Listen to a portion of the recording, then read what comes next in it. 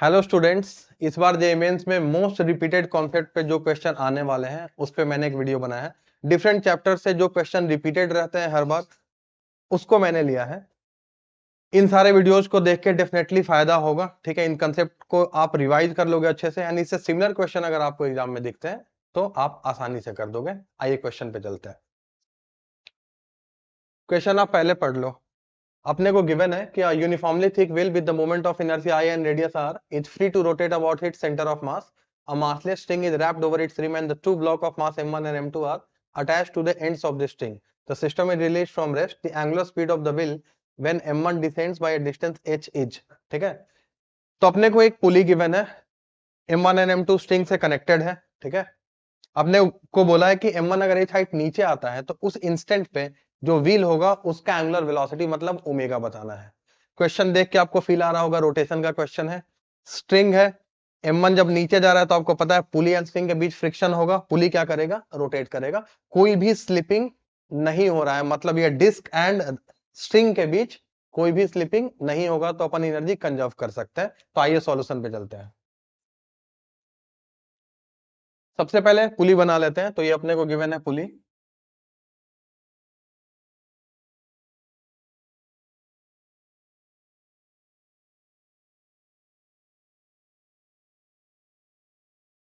अब m1 h height नीचे आता है, आपको पता है m1 और m2 दोनों स्ट्रिंग से कनेक्टेड है। ठीक है, तो कंस्ट्रेंट रिलेशन से अगर m1 h हाइट नीचे आएगा तो m2 को h हाइट क्या जाना पड़ेगा, ऊपर जाना पड़ेगा। अपना स्ट्रिंग क्या है, इनएक्सटेंसिबल है। ठीक है, तो मैं m1 को अपने जगह से h हाइट नीचे कर देता हूं, तो ये है m1। तो m2 अपने वाले प्लेस से h हाइट ऊपर चला जाएगा। जब m1 फॉल कर रहा होगा तो इसने कुछ वेलोसिटी गेन कर लिया होगा, ये वेलोसिटी अपने को नहीं पता, मैं v लेट कर लेता हूं। तो m2 की भी वेलोसिटी सेम होगी क्योंकि दोनों सेम ही स्ट्रिंग से कनेक्टेड है। पुली एंड स्ट्रिंग के बीच कोई स्लिपिंग नहीं हो रहा है, तो आपको पता है जो m1 की वेलोसिटी होगी वही स्ट्रिंग के पॉइंट की वेलोसिटी होगी। एंड जो पुली है वो किसी एंगुलर वेलोसिटी ओमेगा से क्या कर रहा होगा, रोटेट कर रहा होगा। ठीक है, कहीं भी स्लिपिंग नहीं हो रहा है, पूरे सिस्टम की एनर्जी कंजर्व है, तो मैं एनर्जी कंजर्वेशन का इक्वेशन लिखता हूं। ठीक है, तो यहां पे मैं लिखता हूं loss in potential energy of m1 is equals to gain in potential energy of m2 plus gain in kinetic energy of both the blocks plus gain in kinetic energy of pulley। ये जो energy conservation का मैंने equation लिखा इसको आप देख लो। m1 का potential energy loss हुआ है, गेन, ये एनर्जी जो लॉस हुआ गया किसमें, तो m2 ने पोटेंशियल एनर्जी गेन किया है, प्लस दोनों ब्लॉक के पास कुछ स्पीड आई है, एंड प्लस जो अपना पुली क्या कर रहा है, रोटेट कर रहा है। तो loss in potential energy of m1 equals to gain in kinetic energy of both the blocks plus gain in kinetic energy of the pulley और plus gain in potential energy of m2। अब इन सबका value मैं put कर देता हूं। तो m1 H height नीचे है, इसके पोटेंशियल एनर्जी में लॉस कितना होगा, तो m1 g into H. Gain in potential energy of m2 कितना गेन किया, तो m2 g into H plus इन दोनों ब्लॉक की आप काइनेटिक एनर्जी लिख लो, तो half m1 into V square plus half m2 into V square. जो पुली है फिक्स्ड एक्सिस रोटेशन कर रहा है, उस केस में आपको पता है रोटेशनल एनर्जी लिखते हैं हाफ आई ओमेगा स्क्वायर। तो यहां पे मैं लिख देता हूं हाफ आई ओमेगा स्क्वायर। ठीक है, अब इस इक्वेशन को अपने को सॉल्व करना है एंड ओमेगा का वैल्यू फाइंड आउट करना है। आप नो स्लिपिंग का कंडीशन देख लो, क्योंकि स्ट्रिंग पास कर रहा है पुली से, पुली रोटेट कर रहा है, तो एक मैं नो स्लिपिंग का डायग्राम आपको यहां दिखा देता हूं। नो स्लिपिंग, ये है पुली, ओमेगा एंगुलर वेलोसिटी से रोटेट कर रहा है, इसका रेडियस अपने को आर गिवन है। ठीक है, स्ट्रिंग पास कर रहा है, स्ट्रिंग को थोड़ा सा मैंने हटा के दिखाया जिससे कि मैं वेलोसिटी प्रोफाइल दिखाऊं। स्ट्रिंग जो है, स्ट्रिंग का हर एक पॉइंट v वेलोसिटी से नीचे आ रहा है। अगर डिस्क का ये जो रिम वाला पॉइंट है, मतलब पुली का ये जो सरकमफेरेंस पे पॉइंट लोगे, उसकी वेलोसिटी कितनी होगी, आर ओमेगा। अगर इन दोनों के बीच कोई भी स्लिपिंग नहीं हो रहा है, it means v is equals to r omega. तो यहां से अपने को रिलेशन मिल गया v is equals to r omega. इस वाले रिलेशन को उस वाले इक्वेशन में मैं यूज करूंगा। ठीक है, तो नेक्स्ट स्लाइड पे चलते हैं। अपने पास जो इक्वेशन था,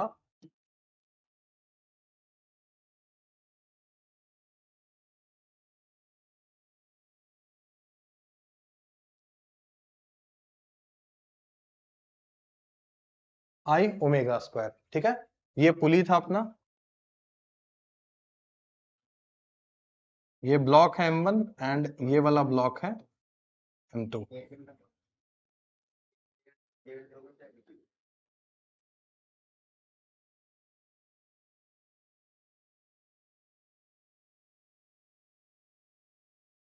क्लियर है, V equal to r omega. अभी नो स्लिपिंग से अपन ने यहां से कंडीशन निकाला है, उसको पुट कर देते हैं यहाँ पे। तो अपने पास V equals to r omega है, तो यहाँ पे आ जाएगा M1GH is equals to M2GH plus half M1। यहाँ पे मैं कॉमन ले लेता हूं, ठीक है, तो हाफ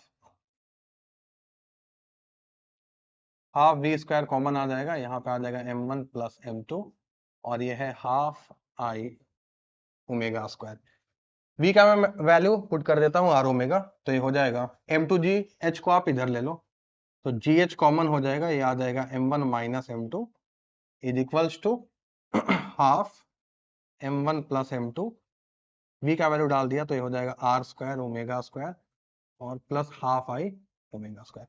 ओमेगा स्क्वायर को आप यहाँ से कॉमन ले लो, तो ये क्या आ रहा है ओमेगा स्क्वायर और r square by 2 M1 plus M2 और यहां से आ जाएगा I बाई 2। ठीक है, इधर अपना कौन सा टर्म है GH M1 माइनस M2। ठीक है, इन सारे टर्म्स को आप इधर ले लो, तो ओमेगा स्क्वायर का वैल्यू आपके पास आ जाएगा omega square is equals to GH M1 minus M2 divided by this whole term r square by 2 M1 plus M2 और प्लस I बाई 2।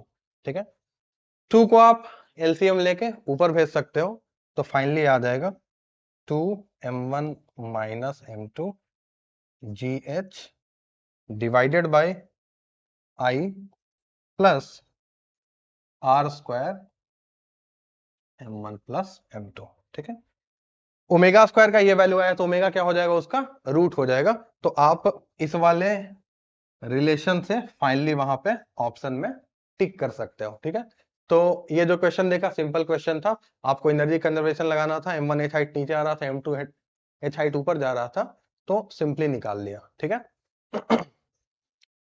तो आंसर आपका आ जाएगा यहाँ पे ए, जो कि अभी अपन ने कैलकुलेट किया है। आप देख लो 2M1 minus M2GH I plus r square M1 plus M2, तो यहाँ पे भी देखोगे तो सेम आंसर है। ठीक है, नेक्स्ट चलते हैं। नेक्स्ट अगेन ये क्वेश्चन देखो, रोटेशन चैप्टर का क्वेश्चन है, अपने को गिवन है कि disc is rolling without slipping on a surface, the radius of the disk is r at t equals to 0, the topmost point on the disk is a as shown in the figure, when the disk complete half of its rotation the displacement of point a from its initial position is। एक disc given आपने को pure rolling कर रहा है, ए top most point है, तो बोला है कि ए का डिस्प्लेसमेंट कितना होगा when the disk complete half of its rotation, आधे चक्कर जब डिस्क लगाएगा तो ए पॉइंट का डिस्प्लेसमेंट कितना होगा। प्योर रोलिंग के केस में आपको पता है कि सेंटर ऑफ मास के पास भी वेलोसिटी होती है एंड प्लस इसके पास एंगुलर वेलोसिटी होती है। प्योर रोलिंग के केस में यहाँ पे ग्राउंड पे प्योर रोलिंग हो रहा है, तो इस जो पॉइंट डिस्क का ग्राउंड के कांटेक्ट में, वहां पे वेलोसिटी कितना होगा, 0। तो आप लिख देते हो यहाँ पे कि VCM is equals to r omega, ये रिलेशन आपको पता है, VCM is equals to r omega. Clear है, अब यहाँ पे देखते हैं पॉइंट ए का डिस्प्लेसमेंट कैसे निकालेंगे। तो एक स्लाइड ऐड करता हूं यहाँ पे, ये डिस्क है अपना, पॉइंट ए है ये, सेंटर ऑफ मास के पास वेलोसिटी है let's say VCM, angular velocity कितनी है ओमेगा, नो स्लिपिंग के लिए VCM इक्वल है आर ओमेगा के। अब आप देखो सेंटर ऑफ मास की वेलोसिटी है VCM, इसका मतलब सेंटर ऑफ मास आगे जा रहा होगा। अच्छा, डिस्क की एंगुलर वेलोसिटी है ओमेगा, मतलब डिस्क रोटेट भी कर रहा होगा। तो आपको पता है किसी भी पॉइंट का जो डिस्प्लेसमेंट होगा वो चलने के भी कारण होगा और घूमने के भी कारण होगा। तो मुझे अपने को चाहिए displacement of point A with respect to ground. अब आपको पता है जब भी रोलिंग मोशन एनालाइज करते हैं तो with respect to centre of mass situation को देखते हैं और फिर उसके हेल्प से जो भी अपने को क्वांटिटी कैलकुलेट करना रहता है वो कैलकुलेट करते हैं। तो सबसे पहले मैं क्या करता हूं, ऑब्जर्वर को मैं सेंटर ऑफ मास पे बिठा देता हूं। तो अगर ऑब्जर्वर को आप सेंटर ऑफ मास पे बिठाओगे, मतलब उसके रिस्पेक्ट में अब डिस्क का जो VCM है वो उसको नहीं दिखेगा, मतलब डिस्क रेस्ट पे आ गया। अब डिस्क सिर्फ उसको क्या करता हुआ दिखेगा, रोटेट करता हुआ दिखेगा। तो जो मुझे पॉइंट ए का डिस्प्लेसमेंट चाहिए विथ रिस्पेक्ट टू ग्राउंड, उसको मैं ऐसे लिखूंगा, displacement of point A with respect to centre of mass and plus displacement of centre of mass with respect to ground. ये रिलेटिव्स आपको पता होगा कि जब भी ग्राउंड के रिस्पेक्ट में निकालना रहता है तो किसी फ्रेम के रिस्पेक्ट में लिखते हैं, प्लस उस फ्रेम का जो भी डिस्प्लेसमेंट या वेलोसिटी है उसको ऐड करते हैं। तो अब with respect to centre of mass में देख रहा हूं, तो with respect to centre of mass disc सिर्फ रोटेट कर रहा है। तो अगर डिस्क सिर्फ रोटेट कर रहा है इस वाले ऑब्जर्वर के रिस्पेक्ट में, सिर्फ ओमेगा से रोटेट कर रहा है, तो पहले जो पॉइंट यहां था, क्या वो हाफ रोटेशन में चल के पॉइंट ए यहां आ जाएगा? तो आप ये बताओ, ऑब्जर्वर के रिस्पेक्ट में सिर्फ डिस्क रोटेट कर रहा है, पहले टॉप पे था अब बॉटम पे आ गया, तो इस ऑब्जर्वर के रिस्पेक्ट में इसका डिस्प्लेसमेंट कितना हुआ? तो डिस्प्लेसमेंट को मैं रेड से दिखा देता हूं, तो ए पॉइंट का ये डिस्प्लेसमेंट है with respect to the centre of mass और with respect to the observer sitting on the centre of mass. तो ये डिस्प्लेसमेंट कितना हो गया? तो अपने को डिस्क का रेडियस गिवन था r, तो ये कंप्लीट कितना हो जाएगा? 2r। क्योंकि डिस्प्लेसमेंट एक वेक्टर क्वांटिटी है तो डायरेक्शन आपको याद रखना है डाउनवर्ड डायरेक्शन में हुआ है, ठीक है। अच्छा, तो ये तो अपने को पता चल गया कि 2r। मान लो इस वाले डायरेक्शन को मैं बोल दूं, नीचे को बोल देता हूं y, एंड इस वाले हॉरिजॉन्टल डायरेक्शन को बोल देता हूं x। तो डिस्प्लेसमेंट हुआ है y के डायरेक्शन में, मैग्नीट्यूड कितना है? 2r। तो इसको मैं रिप्रेजेंट कर देता हूं 2r माइनस का j कैप। अच्छा, ये तो सेंटर ऑफ मास के रिस्पेक्ट में डिस्प्लेसमेंट लिख लिया। उतने टाइम में जो ऑब्जर्वर बैठा है सेंटर ऑफ मास पे उसका भी कुछ डिस्प्लेसमेंट हो चुका है, वो डिस्प्लेसमेंट कितना हुआ है वो कैलकुलेट करते हैं। तो आप यहां पे देख लो, नो स्लिपिंग का कंडीशन आपने क्या लिखा है? VCM is equals to r omega. इसको मैं ऐसे भी लिख सकता हूं, x by t is equals to r theta by t. ये रिलेशन कैसे लिखा? आपको पता है जो सेंटर ऑफ मास की वेलोसिटी होगी वो रेट ऑफ चेंज ऑफ क्या होगा? डिस्प्लेसमेंट होगा। ओमेगा क्या होगा? Rate of change of angular displacement. दोनों कांस्टेंट है तो ओमेगा को मैंने लिख दिया theta by t and VCM को लिख दिया x by t, where x क्या है कि किसी t टाइम में सेंटर ऑफ मास का डिस्प्लेसमेंट कितना हुआ है, ठीक है। तो यहां तक t and t cancel out हो जाएगा। जो लीनियर डिस्प्लेसमेंट है और जो एंगुलर डिस्प्लेसमेंट है थीटा, उसमें रिलेशन क्या आ गया? x is equals to r theta. अच्छा, अब अपने को बोला है कि डिस्क हाफ रोटेशन कंप्लीट करता है, तो उतने टाइम में सेंटर ऑफ मास का डिस्प्लेसमेंट कितना होगा? तो आप ये देख लो, x is equals to R half. जब डिस्क रोटेट करेगा तो एंगल कितना कवर करेगा? Theta is equals to pi. ये वैल्यू आप रख दो यहाँ पे, तो x is equals to R pi. तो अब उतने टाइम में सेंटर ऑफ मास का डिस्प्लेसमेंट मुझे मिल चुका है, तो ये आप रख दो आर पाई, एंड डायरेक्शन किस डायरेक्शन में? हॉरिजॉन्टल डायरेक्शन में। तो ये जो डिस्प्लेसमेंट है सेंटर ऑफ मास का x c m with respect to ground, इसका मैग्नीट्यूड तो मैंने लिख दिया आर पाई एंड डायरेक्शन क्या है? आई कैप। क्लियर है? अच्छा, अब ये तो डायरेक्शन के साथ लिख दिया आई कैप। अपने को ऑप्शन में अगर आप देखोगे तो यहाँ पे मैग्नीट्यूड पूछा है, तो एक वेक्टर क्वांटिटी का मैग्नीट्यूड लेना आता है, तो displacement of A with respect to ground क्या हो जाएगा? इसका मॉड। तो इसका मॉड ले लेते हैं जरा,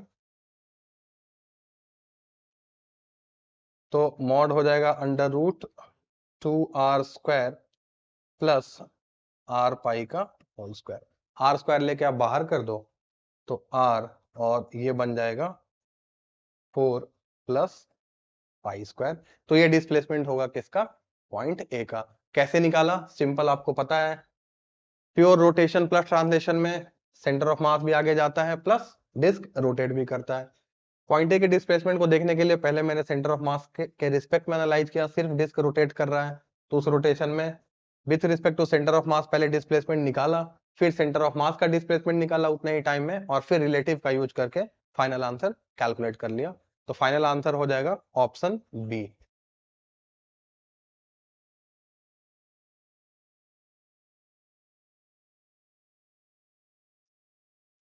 ये क्वेश्चन आपको पता है एनएलएम का है। अपने को क्वेश्चन देखते हैं क्या दिया है। A smooth circular groove has a smooth vertical wall as shown in the figure. A block of mass M move against the wall with a speed u. Which of the following curve represent the correct relation between the normal reaction and the block normal reaction on the block by the wall. Simple question है NLM का, अपने को दिया है कि एक curved wall है in the form of a circular track, एक ब्लॉक है जो v स्पीड से इस वाले ट्रैक में रन कर रहा है। तो नॉर्मल रिएक्शन आपको पता है कि जब भी कोई बॉडी अगर सर्कुलर मोशन कर रहा हो तो it needs a force towards the centre. तो यहाँ पे जो वॉल से नॉर्मल रिएक्शन है वो इसको सेंट्रीपिटल फोर्स प्रोवाइड करेगा। तो आपको ग्राफ पूछा है किसके किसके बीच में, normal between the normal reaction on the block and the speed of the block. तो सबसे पहले ये जो ब्लॉक अपने को गिवन है इसका डायनेमिक्स देखते हैं, इस पे फोर्सेस बनाते हैं एंड देखते हैं कि क्या रिलेशन निकल के आता है। तो ये सर्कुलर ट्रैक है,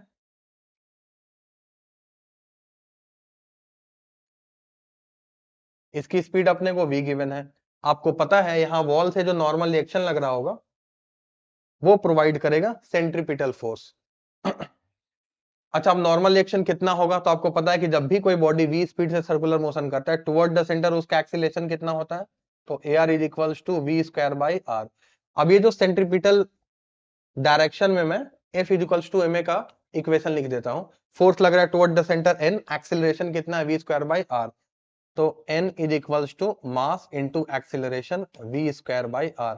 तो यहां से क्या आ जाएगा, n is equals to m by r into v square. अब अपने को यही ग्राफ में भी पूछा था कि नॉर्मल रिएक्शन कितना लग रहा है एंड जो स्पीड है उसके बीच का रिलेशन क्या है। तो अगर नॉर्मल रिएक्शन को आप y लिख देते हो और m बाई r आपको कांस्टेंट दिख रहा होगा तो this is some constant k into v square को मैं x लिख देता हूं।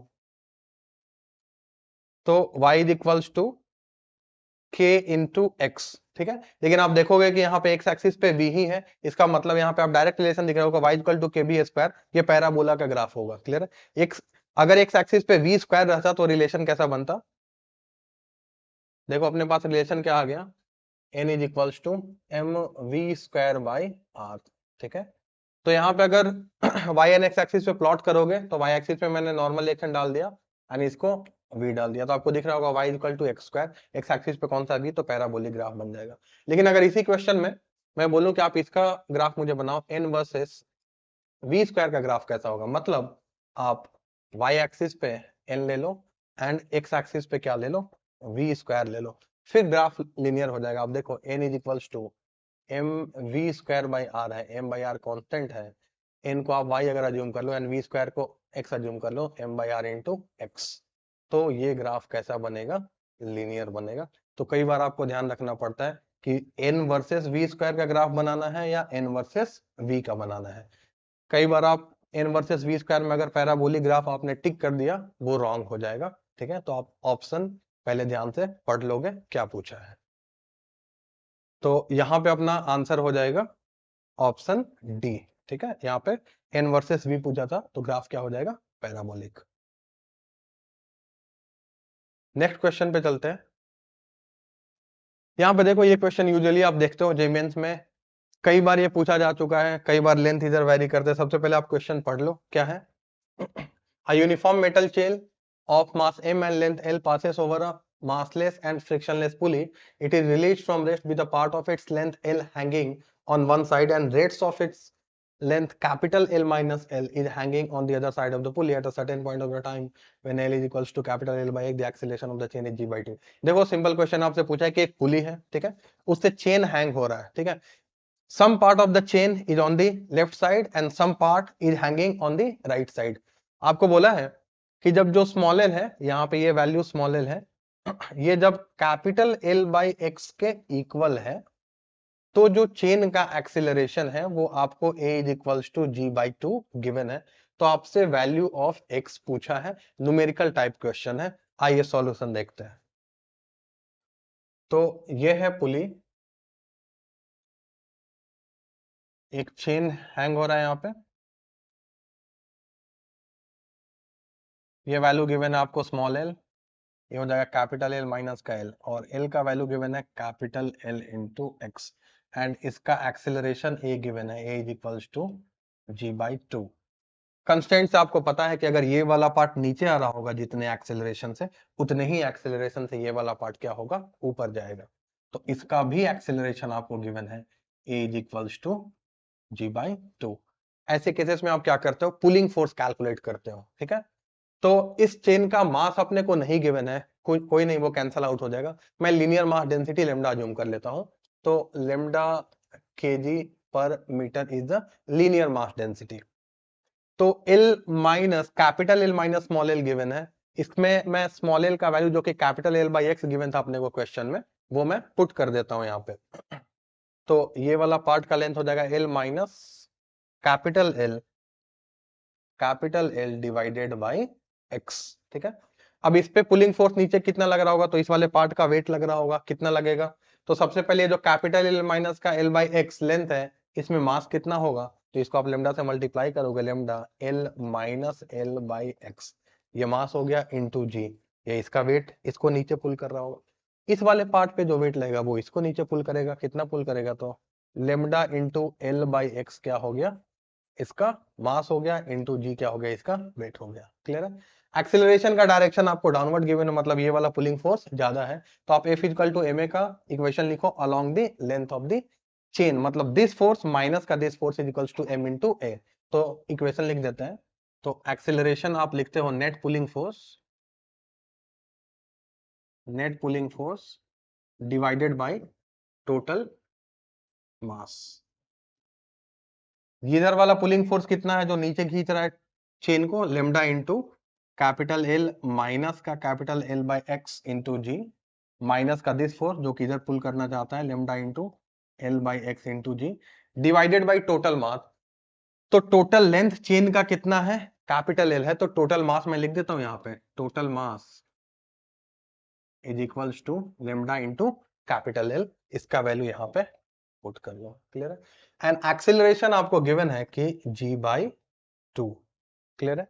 अब इसको आप सॉल्व करोगे, तो इसको सॉल्व कर लेते हैं। आप देखो लेमडा ऊपर नीचे कैंसल आउट हो रहा है, यहाँ पे आ जाएगा g by 2 is equals to g and g भी आप कैंसल आउट हो रहा है, यहाँ पे कैंसल आउट कर दो, g and g cancel out, तो इधर कितना बच जाएगा, ये 1 by 2 is equals to l minus l by x minus l minus l by x minus l by x divided by l. क्लियर है। आप इसको सॉल्व कर लोगे, क्लियर है। यहाँ पे एल एल भी कैंसल आउट हो जाएगा, तो अपने को एक्स का वैल्यू पूछा है, आपने कैलकुलेट कर लोगे, वो 4 आ जाएगा। कैलकुलेशन यहाँ पे मैं स्किप कर रहा हूं, तो फाइनल आंसर कितना हो जाएगा, 4। तो 4 is the correct answer. Clear है। नेक्स्ट क्वेश्चन पे चलते हैं।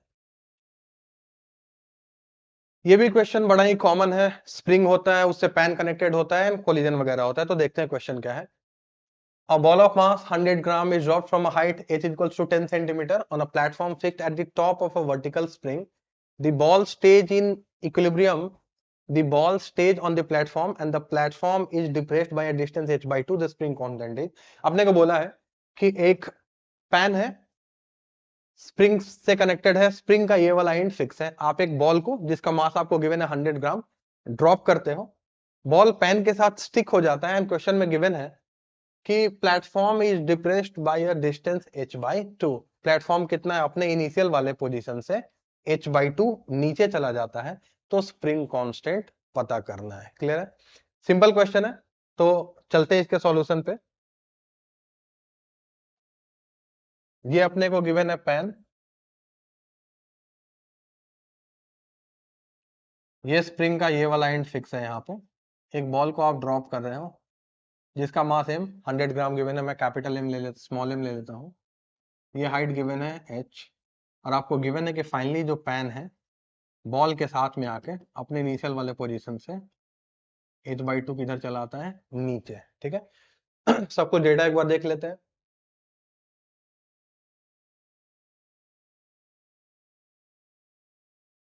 ठीक है, तो अपने कैलकुलेट करना है सिंपल।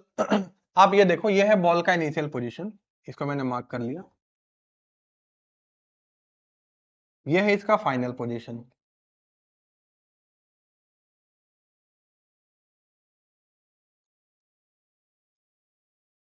फाइनल पोजीशन क्लियर है। अपने को पैन का मास नहीं गया है, मतलब पैन क्या है, मासलेस है, तो जब भी मासलेस बॉडी के साथ कोलिजन होगा कोई भी एनर्जी का लॉस नहीं होगा। तो आप ऐसा समझ लो कि बिल्कुल बॉल एंड पैन के बीच सम इनइलास्टिक टाइप ऑफ कोलिजन हुआ है और एंड पैन के साथ बॉल बिल्कुल स्टिक करते हुए नीचे आ गया, तो कोई भी एनर्जी लॉस नहीं होगा। हम लोग एनर्जी कंजर्वेशन अप्लाई कर सकते हैं। तो आ जाइए एनर्जी कंजर्वेशन के इक्वेशन पे।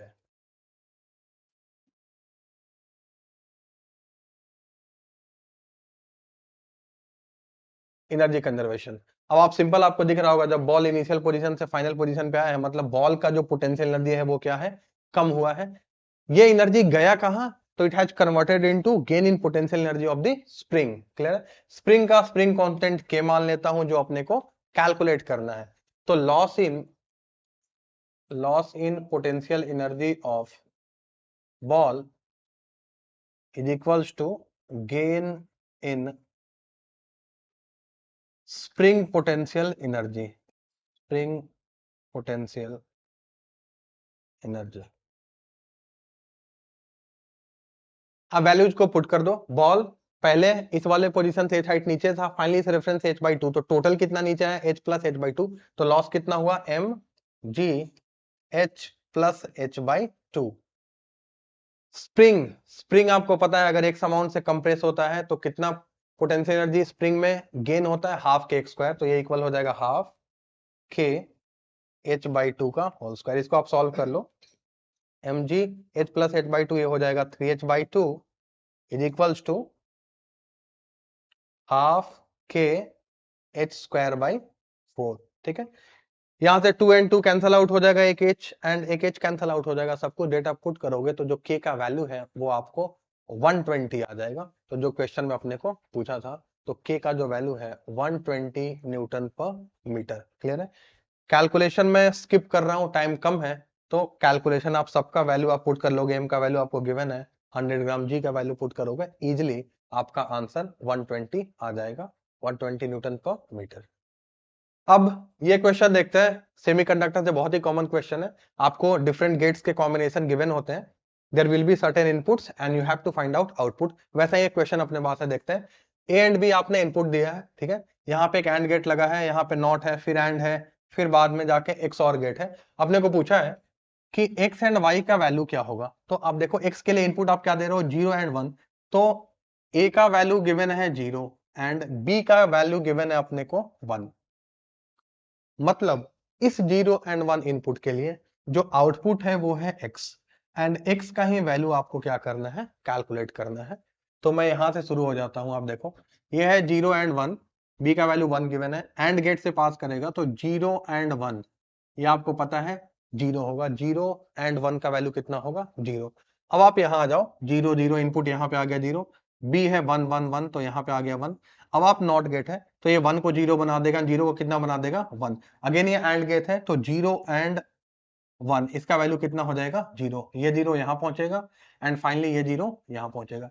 ये आपको पता है एक और गेट है, पहले आप और कर लो 0 प्लस 0 एंड उसका फिर क्या कर दो, नॉट कर दो। आपको पता है 0 प्लस 0 इज 0 एंड फिर आप 0 का इनवर्स लोगे, मतलब आंसर कितना हो जाएगा, 1। तो x का आंसर कितना हो जाएगा, 1। अपने को दो ऑप्शन है जिसमें x 1 है, अगेन आप किसके लिए चेक कर लोगे, y के लिए चेक कर लेता हूं। ठीक है, तो पहले मैं x का जो वैल्यू निकाला है 1 उसको यहाँ पे पुट कर लेते हैं। अब मैं इनपुट को कितना चेंज कर देता हूं, 1 एंड 0, जिससे कि मैं y का वैल्यू कैलकुलेट कर पाऊं।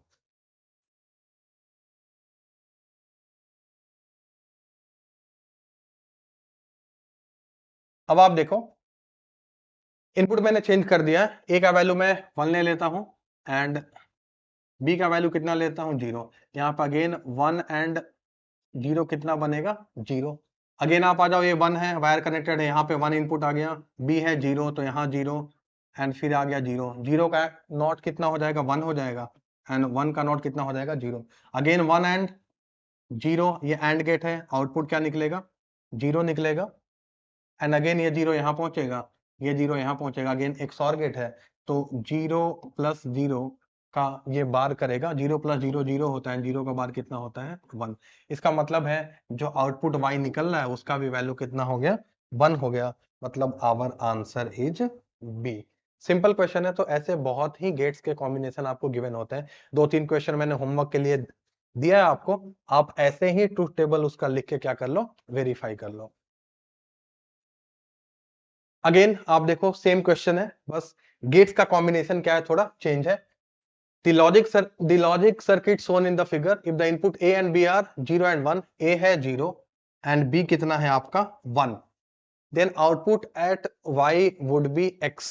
तो Y पे जो आउटपुट निकल रहा है ये कितना होगा, X का वैल्यू आपको फाइंड आउट करना है। अगेन आप वैसे ही प्रोसीड करो जैसे मैंने अभी पहले कराया। यह है 0, ये 0 इनपुट यहाँ पे जाएगा। आप देखो 0, ये है नॉट गेट, तो 0 का ये कितना बना देगा, 1 बना देगा। 1 1 1 यहाँ पे आ गया 1। ये 1 नॉट गेट है, 0 बनाएगा, 0 0 0 यहाँ पे पहुंच जाएगा 0। अगेन आप देखोगे ये एंड का नॉट ऑपरेशन करेगा, नैंड गेट है, तो पहले आप 1 एंड 0 का एंड ऑपरेशन करके इसके बाद क्या कर दो, आप नॉट कर दो। 1 एंड 0 कितना होगा, 0 एंड 0 का बार कितना होगा, 1। 1 यहाँ पहुंचेगा। यह है 0, ये वाला इनपुट कहां से आ रहा है, बी। बी का वैल्यू अपने को गिवन था क्वेश्चन में 1, तो बी है 1, यहां से हो गया 0 0 0 0। फिर आप देखोगे 0, ये सेम वायर कंटिन्यू, आप ध्यान से देखो तो 0 0 का नॉट बनेगा तो ये बन जाएगा 1, ये फाइनली 1 यहाँ पे आएगा।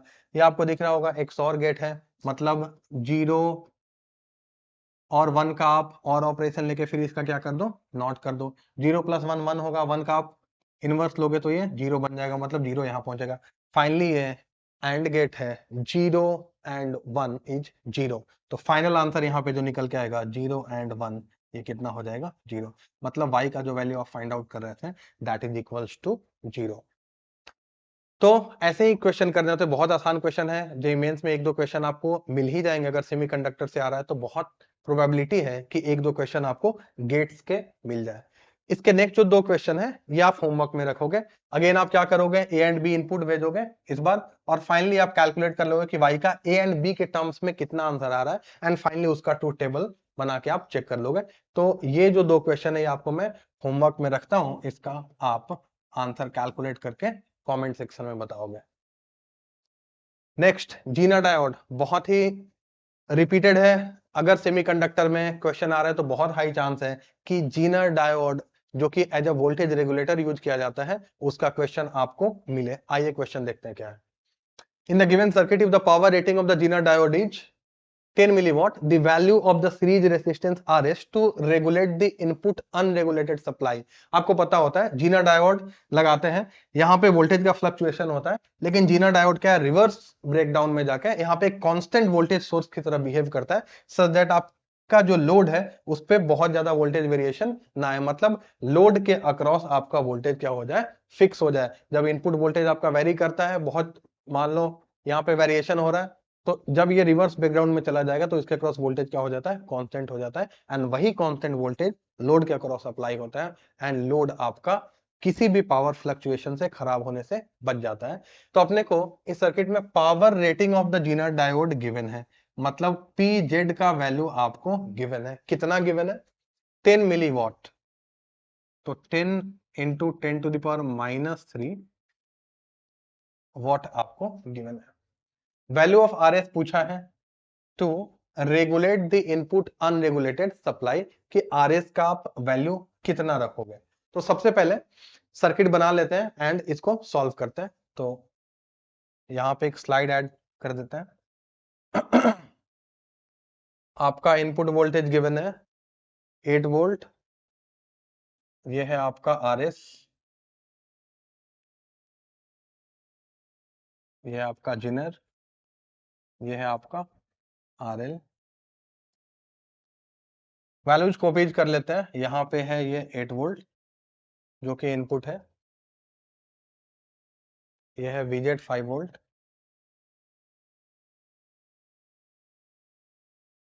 आरएल गिवन है 1 किलो ओम, एंड जो पावर रेटिंग गिवन है डायोड का दैट इज पीजेड 10 मिलीवॉट। अब आप देखो, आपको पता है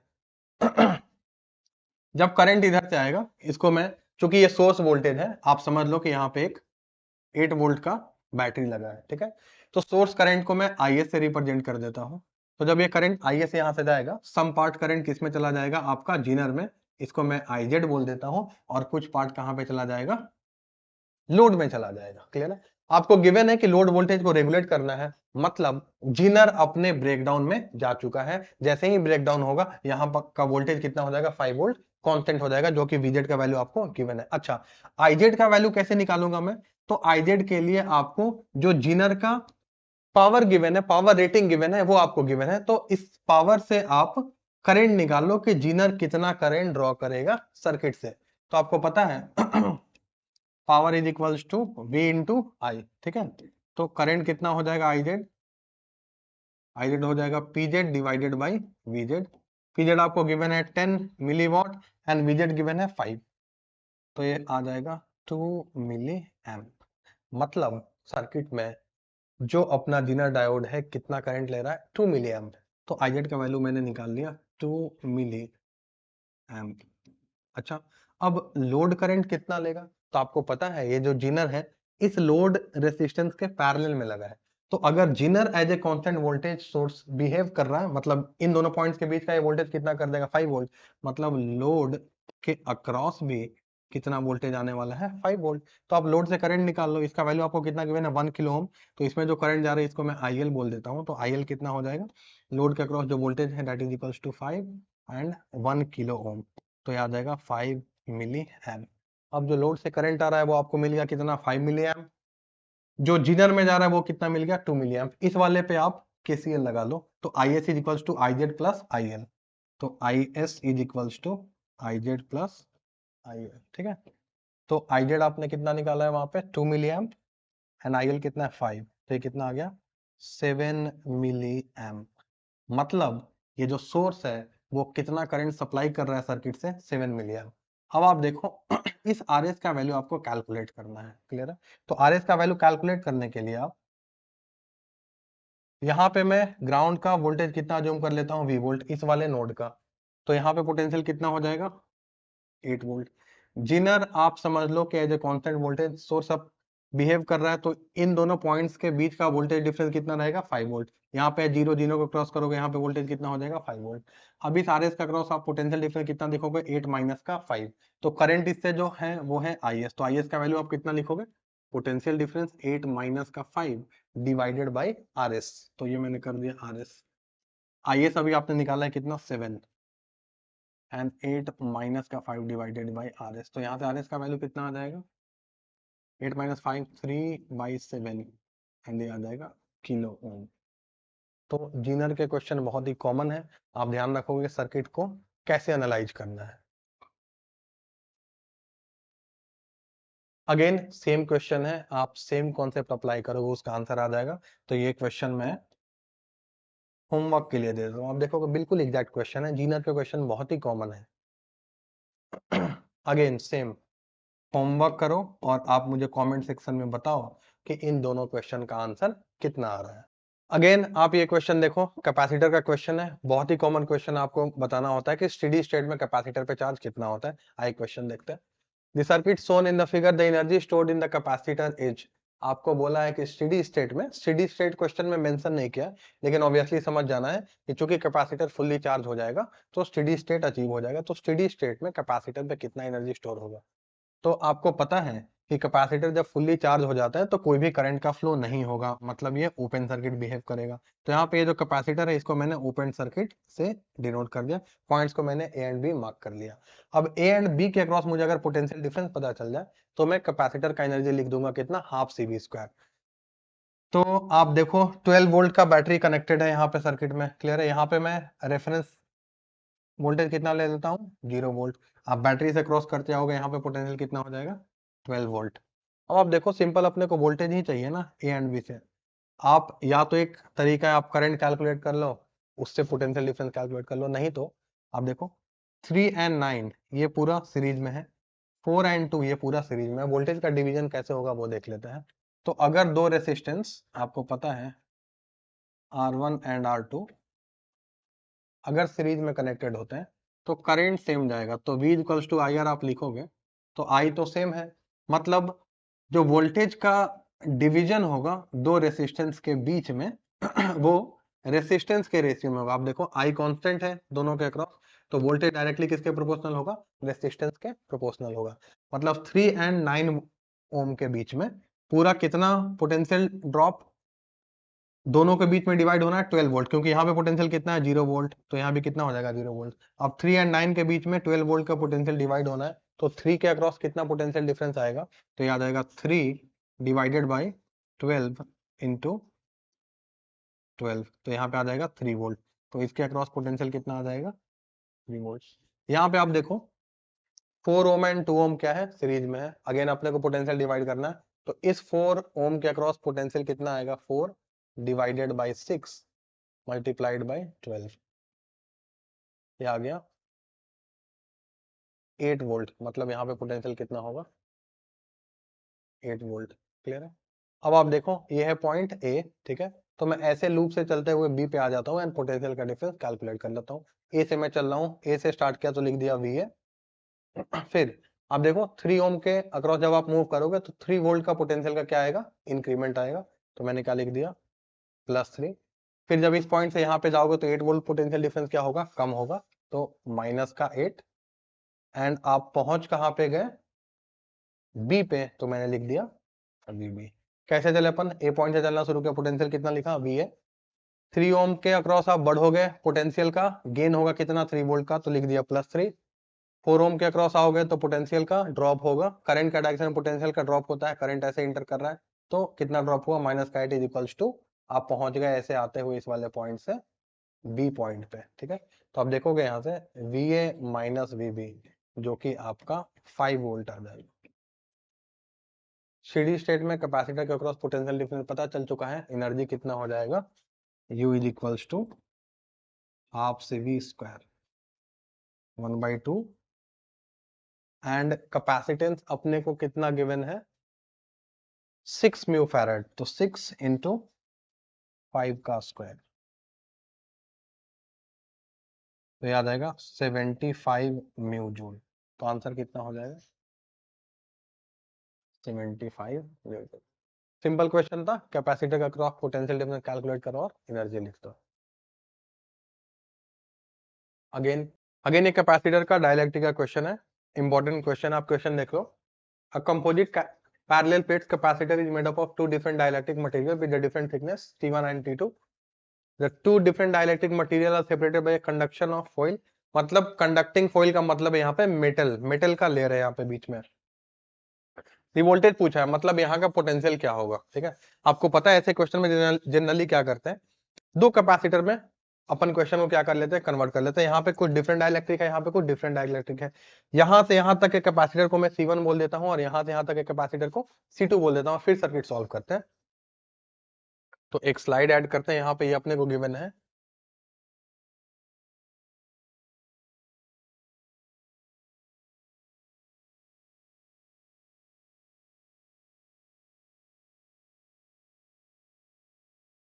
बैटरी का पोटेंशियल डिफरेंस अपने को 100 वोल्ट गिवन है, यहाँ एक डाइलेक्ट्रिक है K1 और यहाँ डाइलेक्ट्रिक है K2, यहाँ का थिकनेस कुछ T1 और यहाँ का है T2, ये है अपने को 0.5 mm और ये है 1 mm। K1 का वैल्यू कितना गिवन है अपने को,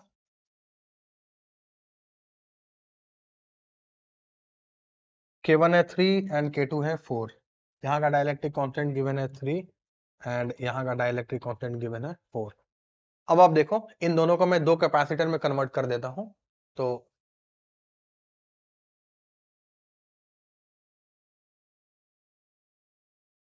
इसको मैंने बोल दिया C1 और इसको बोल दिया C2। ये पोटेंशियल है 100 वोल्ट। ये जो बीच में है ये आपको ध्यान रखना है, यहाँ पे जो कॉमन सरफेस लिया है और यहाँ पे जो कॉमन सरफेस लिया है यही आपका कंडक्टिंग फॉइल है, जिसका पोटेंशियल आपको कैलकुलेट करना है, कंडक्टिंग फॉइल। अच्छा अब आप ये बताओ, इसका पोटेंशियल है 100 वोल्ट, 100 वोल्ट का बैटरी इन दोनों कैपेसिटर के अक्रॉस लगा है, इसके अक्रॉस कितना पोटेंशियल डिफरेंस आएगा एंड इसके अक्रॉस कितना पोटेंशियल डिफरेंस आएगा। आपको पता है दो कैपेसिटर अगर सीरीज में कनेक्टेड होते हैं तो Q is equals to CV से अगर आप देखोगे चार्ज दोनों पे सेम रहेगा, तो जो V है 1/C के इनवर्सली प्रोपोर्शनल होगा, मतलब वोल्टेज डिवीजन में अगर इसके अक्रॉस में वोल्टेज डिफरेंस बोलूं V1,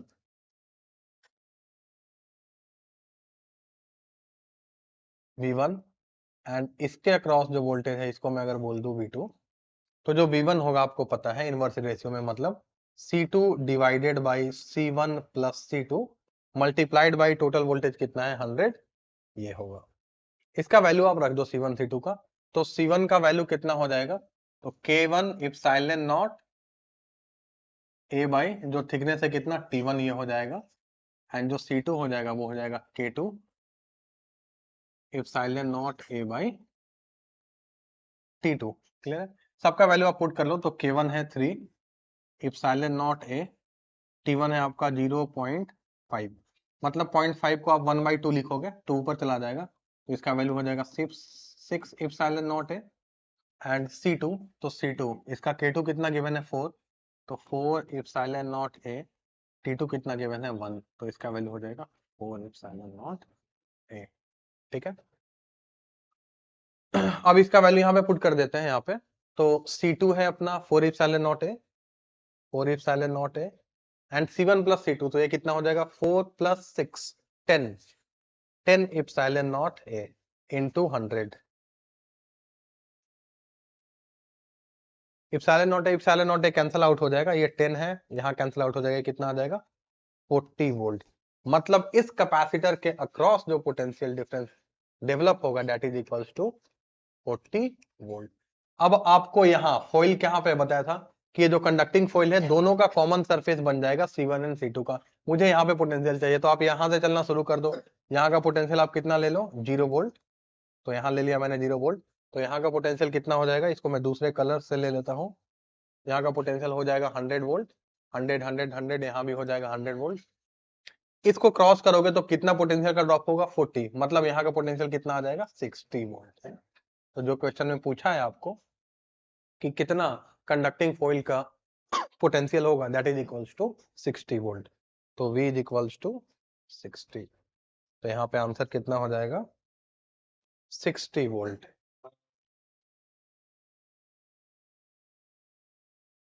अगेन डाइलेक्ट्रिक का एक कॉमन क्वेश्चन गिवन है, आइए क्वेश्चन देखते हैं क्या है कि two metallic plates form a parallel plate capacitor, distance between the plates is d, a metal sheet of thickness d/2 and area equals to each of the plate is introduced between the plates, what will be the ratio of the new capacitance to the original capacitance। एक capacitor है, बीच में metal plate introduce किया है, तो पूछा है कि new capacitance और ओल्ड कैपेसिटेंस का रेशियो कितना होगा। आपको पता है इनिशियली कैपेसिटर का आपको एरिया एंड सेपरेशन गिवन है, एरिया ए है एंड सेपरेशन कितना गिवन है d, तो C इनिशियल आप सिंपल कितना लिख दोगे epsilon not A by d।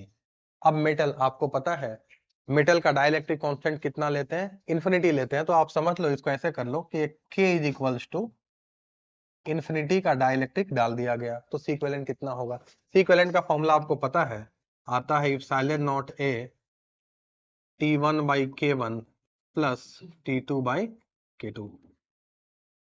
जहां पे मेटल नहीं है वहां पे अभी भी एयर है, मतलब यहाँ पे एयर है, तो यहाँ का डाइलेक्ट्रिक कांस्टेंट कितना होगा 1, और इस वाले स्पेस का भी डाइलेक्ट्रिक कांस्टेंट कितना होगा 1। तो यहाँ पे वैल्यूज मैं पुट कर देता हूँ इप्सिलॉन नॉट A d/2 वाले स्पेसिंग में एयर है एंड d/2 में मेटल है, तो d/2 मेटल का इंफिनिटी ले लिया प्लस d/2 और इसका कितना ले लिया 1 ले लिया डाइलेक्ट्रिक कांस्टेंट। ठीक है, ये वाला टर्म आपका 0 चला जाएगा, फाइनली ये निकल के कितना आएगा,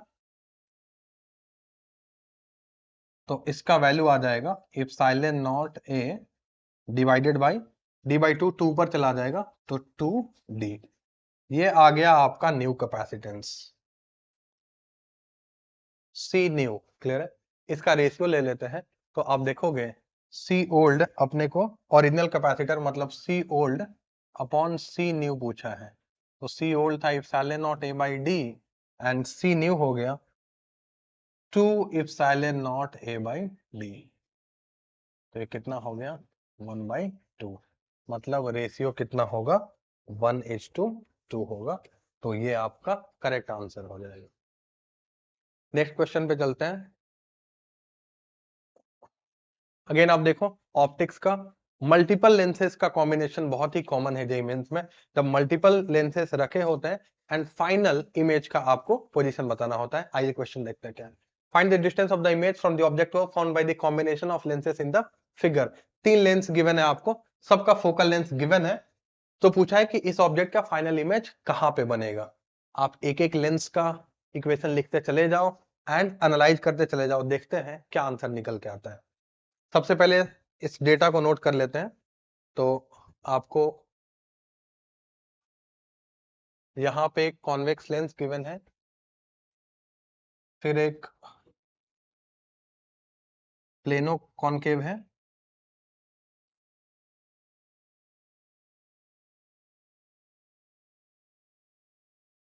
एंड फिर एक कॉन्वेक्स है।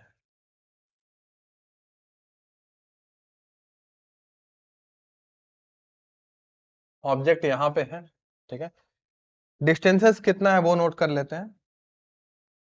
तो ये 35 एंड 10, 35 एंड 10। फोकल लेंथ कितना गिवन है, +10 -10 एंड +30, +10 -10 एंड +30। Yes, +10 -10 and +30। अब आप देखते चले जाओ। सबसे पहले मैं ये जो लेंस 1 है अपना, इसके लिए मैं इक्वेशन लिखता हूं कि ये लेंस इस वाले ऑब्जेक्ट का कहां पे फाइनल इमेज बनाएगा। तो लेंस फॉर्मूला आपको पता है, 1/v -1/u is equals to 1/f। इसी को आप इस वाले फॉर्म में भी लिख सकते हो कि v is equals to fu/u plus का f। तो सबसे पहले इस लेंस 1 के लिए आपको पता है इंसिडेंट रे की डायरेक्शन को आप क्या लेते हो, पॉजिटिव लेते हो। तो इस साइड में पॉजिटिव लूंगा इसके लिए, एंड इस साइड क्या लूंगा, निगेटिव लूंगा, ठीक है। तो ऑब्जेक्ट डिस्टेंस कितना है, निगेटिव साइड में -30, फोकल लेंथ कितना है, +10, तो +10 मल्टीप्लाइड बाई -30 -30 ये वैल्यू आप कैलकुलेट करो कितना आ रहा है। तो +10 -30 +10 इंटू -30 है, नीचे है -30 +10, तो ये निकल के आएगा, नीचे बन जाएगा आपका -20 एंड ऊपर है 10 इंटू -30। आप देखो क्या क्या कैंसिल आउट हो रहा है, minus and minus cancel out हो रहा है। ये वैल्यू निकल के कितना आ गया, 15 सेंटीमीटर। क्लियर है। मतलब ये जो लेंस है वो पॉजिटिव साइड का मतलब क्या हुआ, इंसिडेंट रे की डायरेक्शन में कितने पे इमेज बनाना चाह रहा है, 15 सेंटीमीटर पे। लेकिन आप देखोगे बीच में ही 5 सेंटीमीटर पे ये जो प्लेनो कॉनकेव लेंस है वो आ जाएगा। मतलब ये यहां से इमेज कहां पे बनाना चाह रहा था, ये बनाना चाह रहा था यहां से 15 सेंटीमीटर पे, 15 सेंटीमीटर से, लेकिन बीच में लेंस आ गया, कितने पे आ गया, 5 सेंटीमीटर से। मतलब 5 सेंटीमीटर यहाँ और इससे और 10 सेंटीमीटर यहाँ पे, ये अगर आप डिस्टेंस देखोगे तो ये 10 सेंटीमीटर होता। मतलब यहाँ से 10 सेंटीमीटर पे इमेज बनाना चाह रहा था, लेकिन बीच में लेंस आ गया। मतलब ये जो इमेज यहाँ पे बनता है, इसको आई स्टार में लिख रहा हूँ, ये ऑब्जेक्ट के जैसा काम करेगा, किसके लिए, इस वाले लेंस के लिए। क्लियर है। फाइनल ये इमेज बनाएगा। तो अब इस वाले लेंस के लिए भी आप सेम फॉर्मूला लिखो। क्लियर है। तो मैं लेंस 2, ये जो फोकल लेंथ 2 लिखा है f2, इसके लिए मैं लेंस 2 के लिए फॉर्मूला लिख देता हूँ, लेंस 2। तो इसके लिए भी v मैं निकाल लेता हूं, तो fu/u plus f। Focal length इसका कितना गिवन है, -10, तो पुट कर दिया -10। ऑब्जेक्ट डिस्टेंस, आप देखो इसके लिए वर्चुअल ऑब्जेक्ट, ये जो इमेज बनाना चाह रहा था इस वाले लेंस के लिए वर्चुअल ऑब्जेक्ट का काम करेगा। वर्चुअल ऑब्जेक्ट कितने डिस्टेंस पे रखा हुआ है, 10। हमेशा इंसिडेंट रे की डायरेक्शन को आप पॉजिटिव लो, तो इसको मैं लूंगा +10, तो +10 divided by 10, and focal length इसका कितना है, -10। आप वैल्यूज देख लो क्या आ रहा है। तो ऊपर बनेगा आपका -100 एंड नीचे बन जाएगा 0। तो ये तो इन्फिनिटी आ गया। इन्फिनिटी का मतलब क्या है, ये जो लेंस है प्लेनो कॉनकेव लेंस है, ये इमेज कहां पे बनाना चाह रहा है, इन्फिनिटी पे। मतलब आफ्टर रिफ्रैक्शन इससे रेज क्या हो जाएगा, पैरेलल हो जाएगा। और अब तो आसान है, रेज इससे रिफ्रैक्शन होने के बाद पैरेलल हो गया है। और आगे क्या रखा हुआ है, एक कॉन्वेक्स लेंस रखा हुआ है। आपको पता है अगर कॉन्वेक्स लेंस पे पैरेलल रेज फॉर्म करेंगे, कहां पे कन्वर्ज कर देगा, अपने फोकस पे।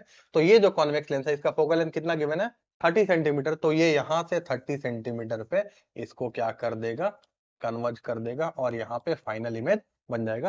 क्वेश्चन पे आते हैं, क्या वैल्यू बताना था अपने को। क्वेश्चन में पूछा है कि distance of the image from the object O, मतलब ऑब्जेक्ट ओ यहाँ पे रखा हुआ था, फाइनल इमेज आपने देखा कि इसने कन्वर्ट कर दिया था, इसे रिफ्रैक्शन के बाद रेज पैरेलल हो गया था एंड यहाँ से 30 सेंटीमीटर पे इमेज बना। तो ये जो फाइनल इमेज यहाँ पे बना उसका ऑब्जेक्ट से डिस्टेंस कितना है, तो 30 प्लस 5 35 प्लस 10 45 एंड 45 प्लस 30 75, मतलब ये जो टोटल डिस्टेंस आपको फाइंड आउट करना है ये कितना आ गया, 75 सेंटीमीटर। तो आंसर हो जाएगा 75 सेंटीमीटर। नेक्स्ट आप देखो ईएमआई का बहुत ही कॉमन क्वेश्चन है, रिपीटेड रहता है हर बार मेंस में, आप एक बार इसको देख लो। A 1 meter long metal rod XY completes the circuit as shown in the figure. The plane of the circuit is perpendicular to the magnetic field of flux density 0.15 Tesla. Resistance given है आपको, force needed to move the rod in the direction with a constant speed of 4 centimeter. Simple question है कि magnetic field है और एक यहाँ पे rod है जिसको आपको कांस्टेंट वेलोसिटी कितने 4 मीटर पर सेकेंड से मूव करना है, 4 मीटर पर सेकेंड। तो आपको इस पे एफ एक्सटर्नल कितना अप्लाई करना होगा, क्वेश्चन देखते ही पता चल रहा है, मोशनल ईएमएफ का क्वेश्चन है, मैग्नेटिक फील्ड को कट कर रहा है ये वाला रॉड, ईएमएफ इंड्यूस हो जाएगा, सर्किट में रेजिस्टेंस है, करंट फ्लो होगा and current carrying conductor will experience a magnetic force. तो सबसे पहले आप डायग्राम को मैं बना देता हूं।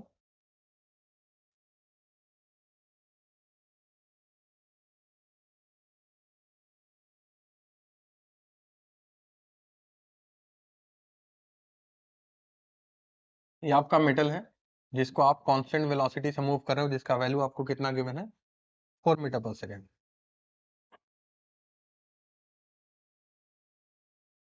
एंड जो रेसिस्टेंस है इसका वैल्यू कितना गिवन है, 5 ओम।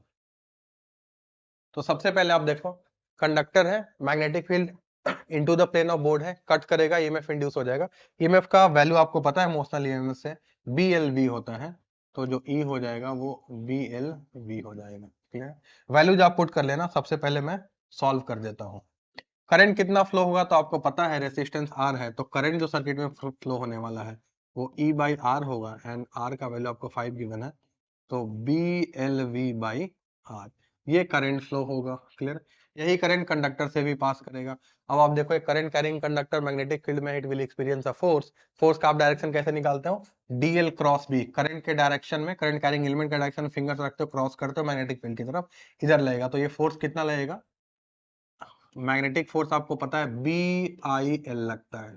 क्लियर है, अच्छा अब जितना मैग्नेटिक फोर्स लगेगा उतना ही एक्सटर्नल फोर्स लगाना होगा अगर आपको इससे कांस्टेंट वेलोसिटी से रन कराना है, reason being net force rod पे कितना होना चाहिए, 0। तो जितना मैग्नेटिक फोर्स रॉड पे इधर उतना ही मैग्नेटिक फोर्स रॉड पे उधर, तो एफ एक्सटर्नल भी बी आई एल के इक्वल हो जाएगा। यहाँ पे आप आई का वैल्यू डाल दो जो अभी आपने कैलकुलेट किया, तो आई का वैल्यू आपने लिखा है B L V by R, तो B L V by R into L, तो याद आएगा B square L square V by R. सबका वैल्यू आप पुट कर लोगे, यहां से आंसर आ जाएगा। Thank you. तो आज बहुत ही इंपॉर्टेंट क्वेश्चन जो हर एक चैप्टर से थे, क्वेश्चन सिंपल भी थे लेकिन वैसे क्वेश्चन रिपीटेड होने के बहुत ज्यादा चांस है, आप देख लो। नेक्स्ट वीडियो में और भी मैं बहुत सारे कॉन्सेप्चुअल क्वेश्चन लूंगा एंड डिस्कस करूंगा।